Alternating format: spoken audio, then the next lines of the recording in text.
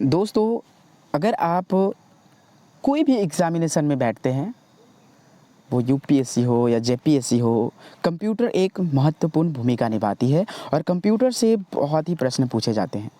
तो आपके लिए सिलेक्टिव प्रश्न आया हुआ है, जो कि बहुत ही ज़्यादा इम्पॉर्टेंट है। और जो भी मेरे भाई लोग अभी झारखंड में जेएसएससी सीजीएल का के लिए जो प्रिपरेशन कर रहे हैं, अभी या तो वही स्टार्ट होगा या फिर से फॉर्म फिलअप होगा 1 महीने बाद, ठीक है।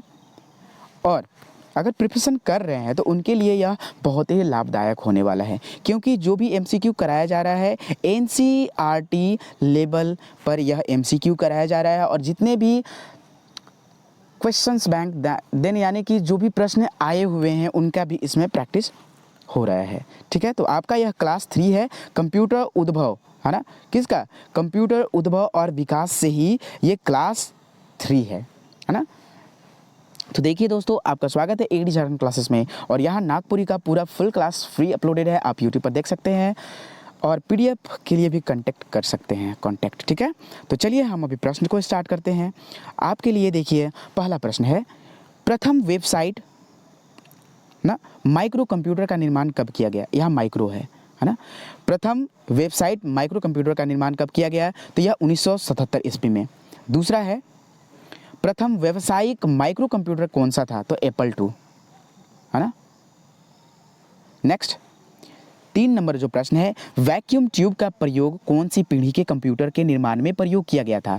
तो प्रथम पीढ़ी के कंप्यूटर में जो प्रयोग हुआ था वह वैक्यूम ट्यूब का प्रयोग हुआ था, ठीक है। चौथा नंबर प्रश्न है, नेक्स्ट प्रश्न, प्रथम पीढ़ी के कंप्यूटर में डाटा तथा सॉफ्टवेयर के भंडारण के लिए किस चीज़ का प्रयोग किया जाता था? तो पंच कार्ड तथा पेपर टेप का। नेक्स्ट, आपको इसमें सिर्फ एमसीक्यू, टोटल एमसीक्यू बताया जा रहा है, एक भी प्रश्न नहीं छूटेंगे, आप कोई भी एग्जाम दें, है ना। 5th नंबर प्रश्न है, प्रथम पीढ़ी कंप्यूटर के उदाहरण निम्न में से कौन कौन से हैं? तो एनियक है, यूनिवैक है, आईबीएम के मार्क 1 है, ठीक है। नेक्स्ट, डॉक्टर हॉपर द्वारा असेंबली भाषा के आविष्कार से प्रोग्राम लिखना कब से प्रारंभ हुआ?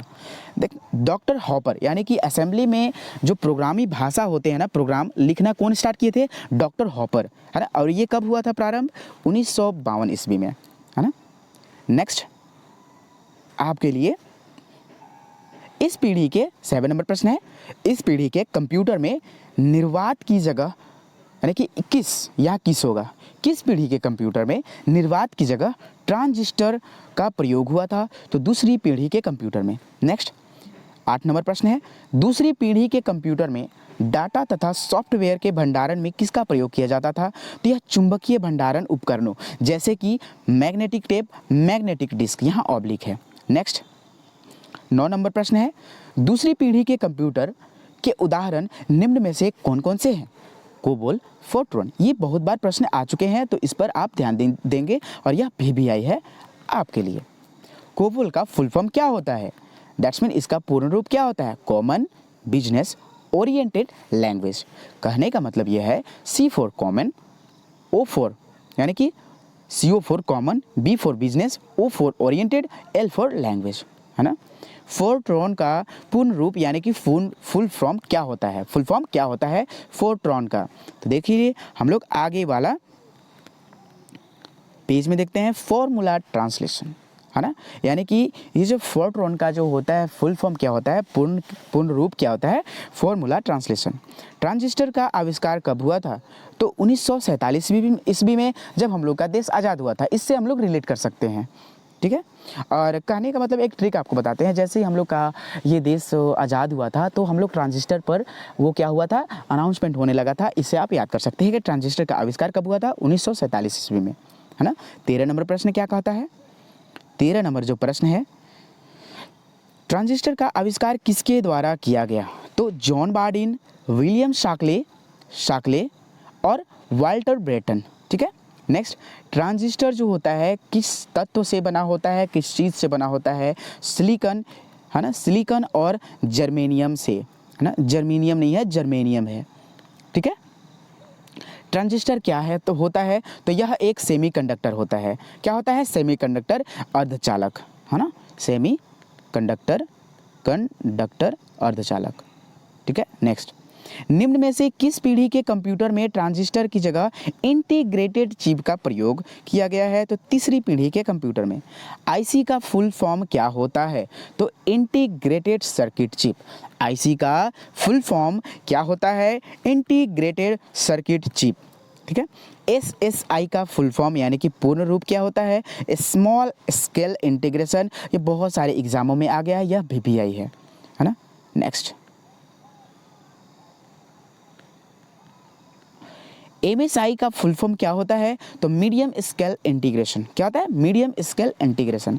दुनिया का प्रथम व्यावसायिक मिनी कंप्यूटर किसके द्वारा बनाई गई? तो डीईसी के द्वारा 1965 ईस्वी में। किसके द्वारा बनाई गई? डीईसी के द्वारा 1965 ईस्वी में। ठीक है, नेक्स्ट, डीईसी का पूर्ण रूप क्या होता है? तो डिजिटल इक्विपमेंट कॉरपोरेशन।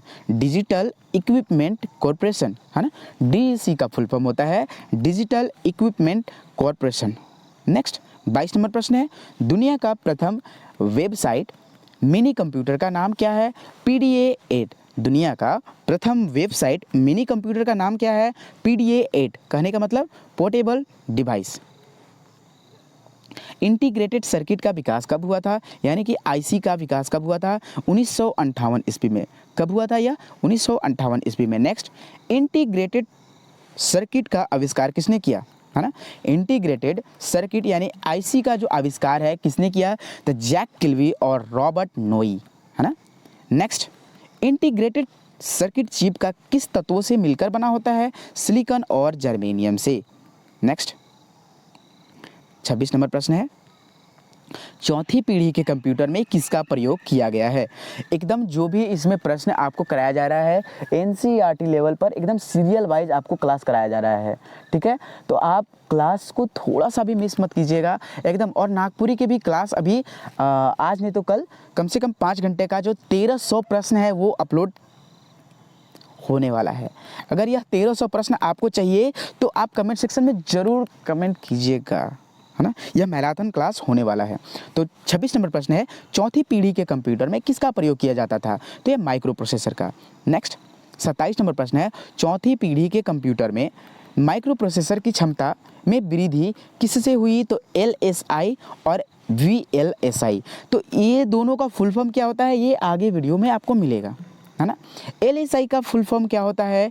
तो देखिए आ ही गया, लार्ज स्केल इंटीग्रेशन। और नेक्स्ट प्रश्न है, वीएलएसआई का फुल फॉर्म क्या होता है यानी कि पूर्ण रूप क्या होता है? वेरी लार्ज स्केल इंटीग्रेशन, है ना। 30 नंबर प्रश्न है, माइक्रो प्रोसेसर का विकास किसके द्वारा की गई? तो एमई हॉप 1971 में किया गया था, यानी कि एमई हॉप के द्वारा 1971 में इसका हुआ था। नेक्स्ट जो है 31 नंबर प्रश्न है, आईबीएम ने माइक्रो कंप्यूटर का विकास कब किया? तो 1981 ईस्वी में। और इसी को कहते हैं क्या? इसी माइक्रो कंप्यूटर को कहते हैं पीसी, यानी कि PC personal computer. Next number प्रश्न है, पीसी का फुल फॉर्म क्या होता है यानी कि पूर्ण रूप क्या होता है? Personal computer. जीयूआई का फुल फॉर्म क्या होता है? Graphical user interface. क्या होता है? Graphical user interface. Next, 1 ULSI chip में कितने डिवाइस बनाए जा सकते हैं? तो 1 करोड़। ठीक है, 35 नंबर प्रश्न है, पांचवी पीढ़ी के कंप्यूटर में कौन से माइक्रो प्रोसेसर चिप का प्रयोग किया गया है? तो ये यूएलएसआई और एसएलएसआई। दैट्स मीन यूएलएसआई और एसएलएसआई का फुल रूप और या फुल फॉर्म क्या होता है? तो देख लीजिए, यूएलएसआई का जो फुल फॉर्म होता है वह ultra large scale integration. You for ultra, L for large, S for small और एस आई फॉर इंटीग्रेशन, है ना। ये आपको अगर फुल फॉर्म याद करना है तो ये आपको एक ही ट्रिक आते हैं कि आप यूएलएसआई का 3 बार आप मात्र लिखेंगे, आपका एकदम याद हो जाएगा, एग्जाम में कभी गलती नहीं होगा। ठीक है, ये एक्सपीरियंस बता रहे हैं। एसएलएसआई का फुल फॉर्म क्या होता है? Super large scale integration. 38 number प्रश्न है, पांचवी पीढ़ी के कंप्यूटर में भंडारण के लिए किसका प्रयोग किया जाता था? यह है ऑप्टिकल डिस्क का, सीडी का, डीवीडी, ब्लू रे डिस्क का। नेक्स्ट 39 नंबर प्रश्न है, इंटरनेट यानी email, internet email world wide web का विकास कौन सी पीढ़ी के कंप्यूटर में हुआ है? तो पांचवी पीढ़ी के कंप्यूटर में इंटरनेट का विकास हुआ है। नेक्स्ट, प्रथम पीढ़ी के कंप्यूटर का निर्माण कौन से ईस्वी में हुआ? तो 1942 से 1955 के बीच में। नेक्स्ट, 41 नंबर प्रश्न है, द्वितीय पीढ़ी के कंप्यूटर का निर्माण कब हुआ था? द्वितीय पीढ़ी के कंप्यूटर का निर्माण कब हुआ था? तो 1955 से 64 के बीच।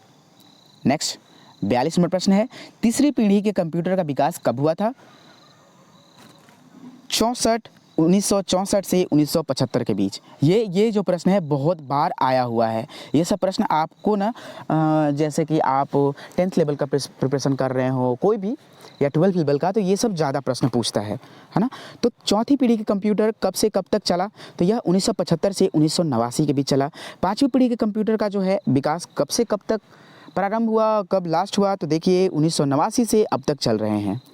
ठीक है। 45 नंबर प्रश्न है, पाँचवीं पीढ़ी के कंप्यूटर का उदाहरण portable PC, text of PC, इसी को कहा जाता है। ठीक है, ऑब्लिक। नेक्स्ट नंबर प्रश्न है, डीएनए कंप्यूटर में डाटा को संरक्षित कैसे किया जाता है? डीएनए को कंप्यूटर डाटा में कैसे संरक्षित किया जाता है? तो डीएनए या प्रोटीन का प्रयोग करके। नेक्स्ट, एनालॉग कंप्यूटर के कुछ उदाहरण कौन कौन से हैं? तो एक साधारण गाड़ी, वाहन का गति जो मीटर वोल्ट होता है, जो स्पीडोमीटर जिसको बोलते हैं, वही होता है, एनालॉग कंप्यूटर का उदाहरण है। हाइब्रिड कंप्यूटर क्या है? डिजिटल और एनालॉग कंप्यूटर का मिश्रित रूप है। ये बहुत बार प्रश्न आ चुका है, ये भी प्रश्न, इसको आप वीवीआई कीजिएगा। ठीक है। नेक्स्ट प्रश्न क्यों चलते हैं, मेन फ्रेम कंप्यूटर का प्रयोग है ना कहाँ किया जाता है? तो बड़ी बड़ी कंपनियों में, रेलवे आरक्षण में, अनुसंधान में, अंतरिक्ष विज्ञान में, है ना, इसका प्रयोग होता है। ठीक है। नेक्स्ट, 50वां और लास्ट प्रश्न है, और अभी वीडियो को स्किप मत कीजिएगा, आपको एक नोटिस बताने वाले हैं, वो आपके लिए शायद लाभदायक हो जाए, है ना। तो मिनी कंप्यूटर का प्रयोग, इसका आविष्कार कब हुआ था? तो 1965 में हुआ था, और डीईसी के द्वारा हुआ था। डीईसी का जो होता है, नोट में आपको है, फुल फॉर्म क्या होता है? डिजिटल इक्विपमेंट कॉर्पोरेशन, है ना। तो दोस्तों अभी आपका है यहाँ, अगर आप नागपुरी, अगर सीजीएल के लिए नागपुरी लैंग्वेज पेपर आप लिए हैं, तो देखिए सबसे पहले आपको बात बता दूं कि लोक साहित्य और लोक संगीत का एकदम निचोड़ आने वाला है बुक। ठीक है। और आपका नागपुरी का फुल क्लास आपका यूट्यूब पर करा दिया गया है। आपको कोई भी दूसरे इंस्टीट्यूट, कोचिंग सेंटर से आपको पेड कोर्सेज खरीदने की जरूरत नहीं है। 2500 में आपको फ्री अपलोडेड है एकदम। आप नोट्स बनाइए वीडियो देखकर, या फिर पीडीएफ खरीदिए सिर्फ 99 में। आपका यह एकदम आर्थिक सिचुएशन जिनका ख़राब होता है ना, वही सोचकर सिर्फ 99 ही रखा गया है, क्योंकि सभी विद्यार्थी पढ़ सके। पैसा के चलते ऐसा ना हो कि वह मतलब भटके यहाँ वहाँ, है ना। तो सिर्फ 99 है, और वो भी मैं सलाह दूंगा कि आप पीडीएफ ना खरीदें, क्योंकि आप देखिए अगर आप वीडियो देखकर नोट्स बनाते हैं तो यह आपके लिए बहुत ही लाभदायक होगा। अधिकतर आपको याद हो जाते हैं, है ना दोस्तों। तो ये जो है आपका जो 2 क्लास और है, यह करा दिया गया है। अगर आप नहीं देखे हैं तो लिंक डिस्क्रिप्शन में दे दिया जाएगा, आप देख सकते हैं। धन्यवाद। जय हिंद दोस्तों।